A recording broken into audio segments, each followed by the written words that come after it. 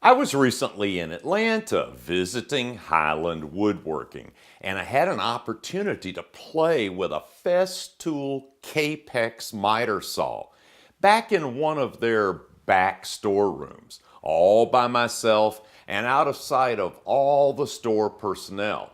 You see, I had insisted that if I was going to appraise the Kapex, it had to be an honest appraisal compared to my current miter saw. Now, it was a dark, overcast day, and the lighting wasn't great for the video. Sorry about that. But I learned a lot, and a few light bulbs eventually went on above my head. And frankly, I had a few surprises. Let's take a look.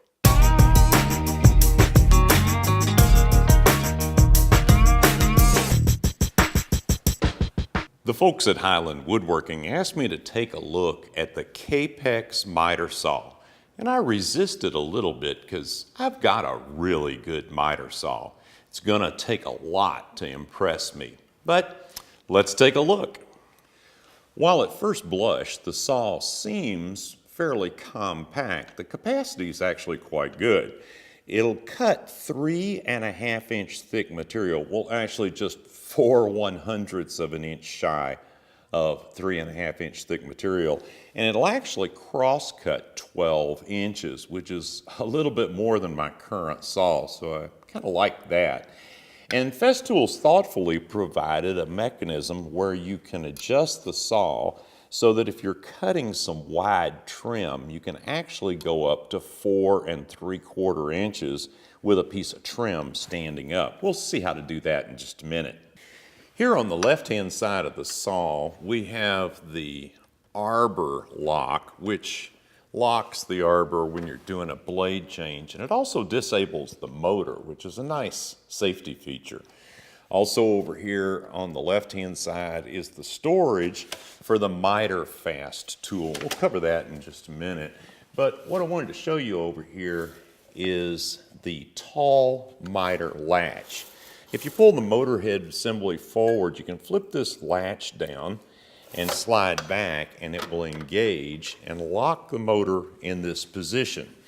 By doing that, putting a spacer against the fence, you can put in a pretty tall workpiece right here, and what will happen is you'll engage the blade behind the flange in the thickest area here so that you can cut a wider workpiece. Pretty slick. To disengage this, just pull this lever down, pull back, and you're back into normal operating mode. There are several controls on the right-hand side of the Kapex saw. The first is just this slide lock, which allows you to lock the sliding mechanism for when you're transporting the saw. And this locking knob locks the head down also for transport. But much more interesting than that is this little knob, which is the depth limit knob. By pulling that knob forward, you can limit the depth of how far the blade will go down, which is perfect for non-through cuts. You can cut dados and half lap joints easily on your miter saw. Now, a lot of miter saws will do that, but something I've never seen before, which I really like, is just by turning this knob, you can adjust the depth and fine-tune it in, which is perfect. I like that a lot. The other thing that's on this saw, on the right-hand side, is the bevel adjust. Simply unlock the bevel locking lever, and you can just dial in your bevel angle. And it's very easy to move, and you can get it right where you want it and lock it into place.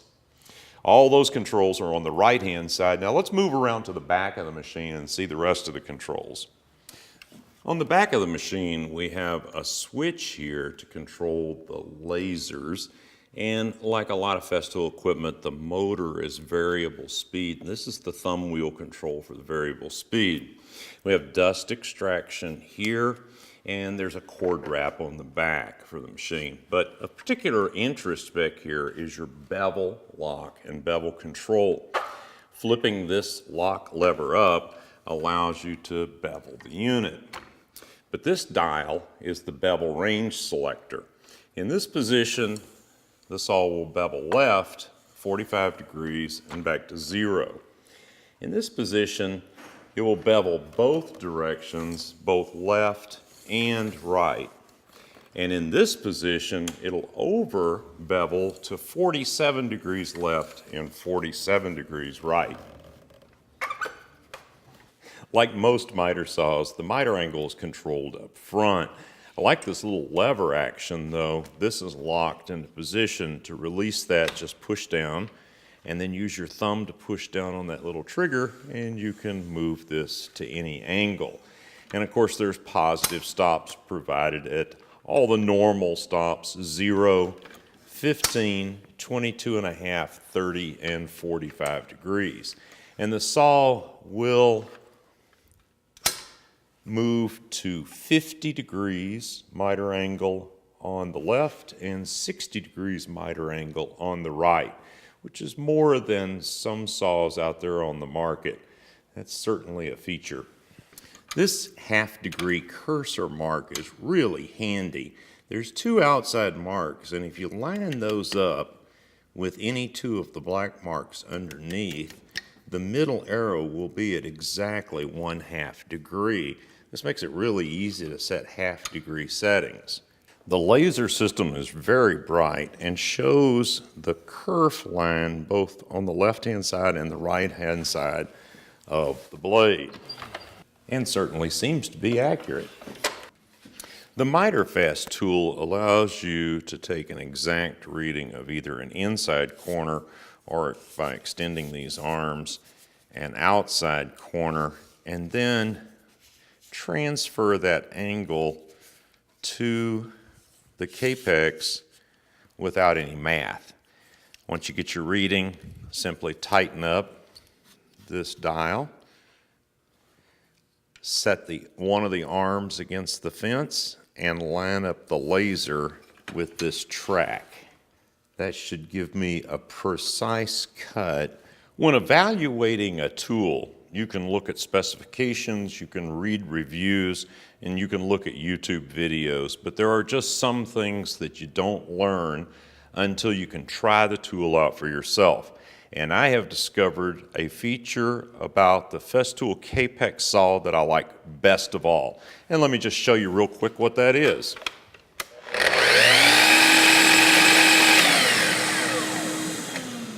Notice how fast the blade stops turning? When you're working and you're making a lot of cuts, that's a huge time savings. Now, you know, from a safety standpoint, you should never raise the blade on a miter saw until the blade has stopped spinning, because you can mar your workpiece or worse, cause some type of kickback of the offcut material. But this saw stops in what appears to be about 2.5 or 3 seconds. 1, 2 seconds maybe. Saw I have currently takes about 10 seconds for the blade to spin down to a stop. And that's a lot of wasted time to me. I really like that. Overall, I like the Kapex. The question is it really worth the extra money? So let me recap for you what I think are some differentiators on the Kapex versus other miter saws. Number one, this bevel adjustment is the easiest to use and most accurate of any saw I have ever used. That alone is worth the price of admission. The other feature, and I can't stress this enough, is the slowdown and stopping of the motor at the end of a cut. Again, you don't want to raise a miter saw blade out of a cut until the blade has stopped spinning. And with this, you won't need to be tempted to do that, and it will speed up your work. Love that feature. Third, I think the variable speed motor is actually kind of a cool feature. And the reason is because I see a lot of cuts coming out of miter saws, mine and others, that have burn marks on the end of the wood. And I think with this, you could dial in the speed of the blade to eliminate those burn marks in soft resinous woods like cherry or maple. and that would really be a money saver. And last, although I'm not gonna cut a whole lot of rabbets and dados on a miter saw, occasionally I need to cut one or two, and it's just not worth the time and trouble to set up a dado stack on the table saw or set up a plunge bit on a router or something to make dados that way. I could set this depth limit, dial in the depth real quick, and make the cuts in no time at all on this miter saw, and it would be more difficult to do on the miter saw I have now. So overall, I think any one of those features would make this saw worth the price of admission to me, and when you put them all four together, it makes me wish I'd have bought this instead of the one I have now.